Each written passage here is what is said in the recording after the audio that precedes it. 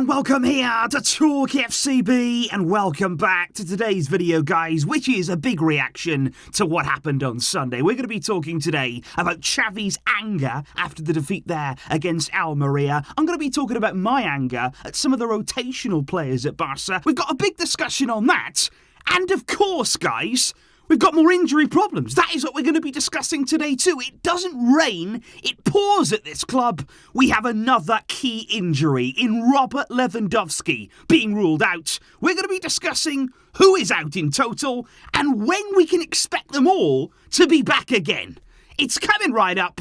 So let's just do it. Because let's start, first of all, with Xavi's reaction and certainly the frustration that he showed immediately after the game yesterday, because he came out and said, I am pretty angry. That's basically the word that he used there. You can gather that. He said we played the worst game of the season, especially in the first half. He said we lacked circulation, intensity, rhythm. He said we didn't show passion to win the game. And Xavi genuinely, guys, he did look furious with what he'd just seen. He said we failed and we apologised to the fans. It won't be easy to win La Liga, but we have to change our mindset. He said we didn't show that we wanted to win. We have to put in more passion, more intensity and more pace in our game. And when Xavi was asked about the rotations and the thinking again behind that, he said we did notice a bit of fatigue. That is why we've made rotations. We've been playing a lot of games recently, but we missed a golden opportunity today. We could have opened up the gap to 10 points. It was a bad day. Now look, guys, on Xavi, we've all spoken about it over the past 2 weeks or so. I think there has been extremely questionable decisions in the team selection. I think certainly there, we all know about the first leg against United. We all know about the sort of knock-on effect that's had now on our momentum, on our confidence. And I think Xavi has to take some responsibility, and he certainly knows that. He is very upset with what he's seeing. I think he was angry at his team. And I think yesterday he almost felt as though they took the game lightly. They were not ready to win yesterday. And that is inexcusable, and he has to make that absolutely clear. But what I would say, though, is this, because Xavi should be allowed to rotate his team. I think over the course of the season now, coaches, they got to rotate. It's as simple as that. With the amount of games that we play, when we're playing twice a week, as we have been, you cannot avoid rotation. But here's the thing, because when you're talking about fringe players at Barca, certainly when you're talking about our future plans, you often hear, oh, that player, oh, he'll be fine to keep around the squad. He'll be okay to play when we need him, when we're rotating. He's a decent squad player. That's what you often hear about the fringe players at Barca.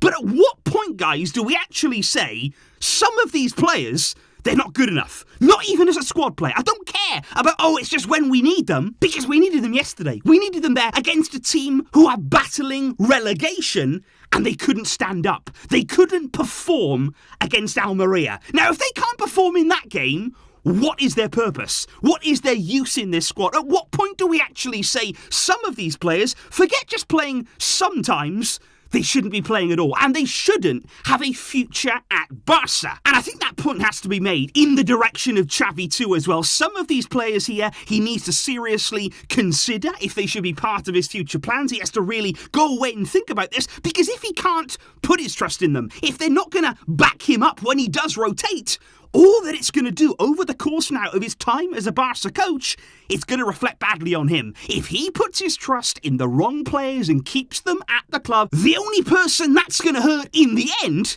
it's Xavi. Now, the reason that I am talking about these squad players, about these fringe players, about what we saw in yesterday's game and not stepping up, is because right now, with every week that goes by, our squad's getting thinner. We are getting more and more and more stretched, because we already had Pedri and Dembele on the sidelines, which, by the way, guys, those two in particular, they're an enormous loss to our team. They really take away so much good about what Barca can do. Without those two, we have no creativity. That's not an exaggeration. You take out Dembele and Pedri from this team, we create basically zero, as we saw on Sunday. So those two really, really bad absences. Now, on Pedri. It's said right now that he's recovering very well from his injury problem. He does appear to be slightly ahead of schedule, apparently, but that will not see him return in time for the Real Madrid game on Thursday, and not really beyond that either. It's said right now that Pedri could return around the 12th of March, which if he was to return then,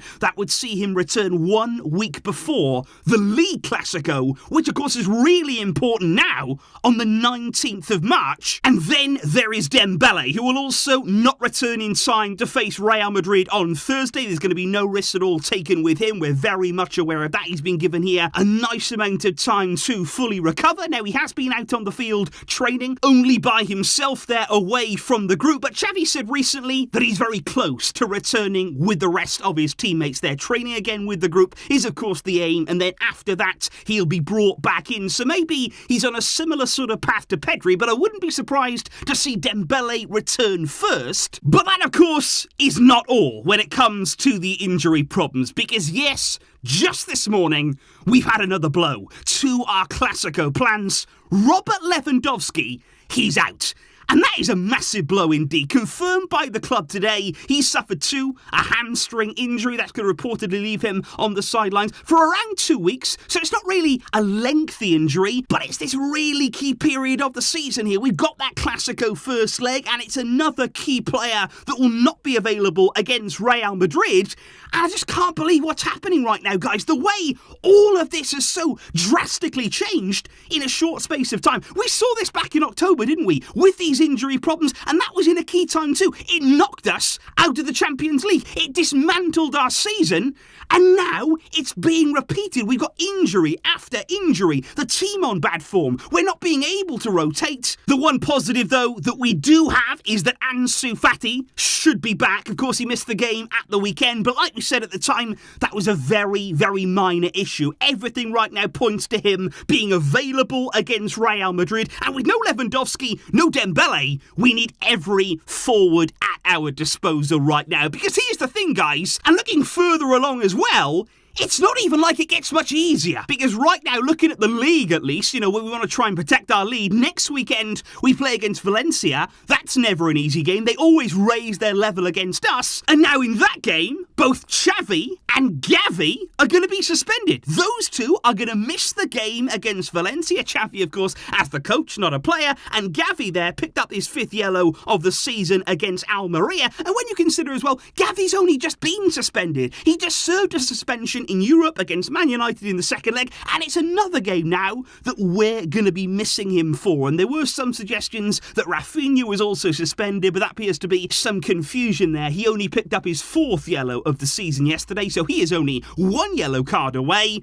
But it's just all happening right now, isn't it, guys? At the worst possible time for us. Somehow, we've got to gather ourselves. Somehow, we have to come up with now a plan to head to the Bernabeu, to meet Real Madrid head on, and actually be able to compete and hold our own in that first leg, even without key players, even on a bad run of form now. We've got to put all that to one side. We have to rise above all this adversity and perform. And that is what we're going to have coming up on the channel tomorrow. The tactical plan, the way through that first leg for Barça. And that is what I want to know, guys, from you in the comments down below now. With no Pedri, no Dembele, now no Lewandowski. What do you do if you're Xavi against Real Madrid?